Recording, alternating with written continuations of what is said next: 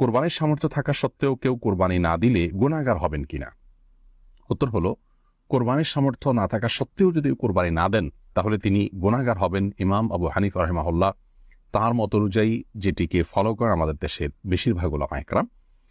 আর Arabian স্কলারদের মধ্য থেকে Saudi আরবের উলামা ইকরাম বিশেষত, তাদের এক্ষেত্রে দৃষ্টিভঙ্গি ভিন্ন রকম। তারা মনে করেন কোরবানি এটি একটি সুন্নাহ আমল, যার কারণে কোরবানি যদি কেউ সামর্থ্য থাকার পরও না করেন তাহলে তিনি সুন্নাহ তরক করলেন, একটি সুন্নাতে মুআক্কাদা বা গুরুত্বপূর্ণ একটি সুন্নাহ তরক করলেন। সন্দেহাতীতভাবে তিনি ক্ষতিগ্রস্ত হলেন, কিন্তু তিনি বড় ধরনের কোনো গুনাহগার হলেন না। যেমনটি আমাদের দেশের উলামা ইকরাম মনে করেন ওয়াজিব তরক করার গুনাহগার হবেন সামর্থ্যবান ব্যক্তি কোরবানি না দিলে।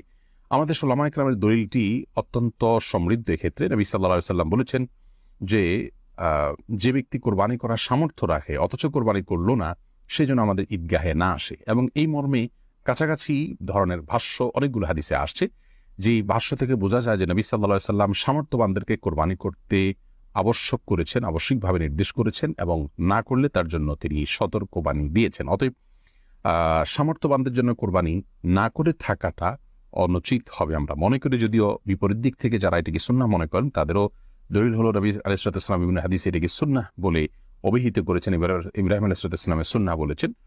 তো সেই জায়গা থেকে তারা এটিকে সুন্নাহ বলেন।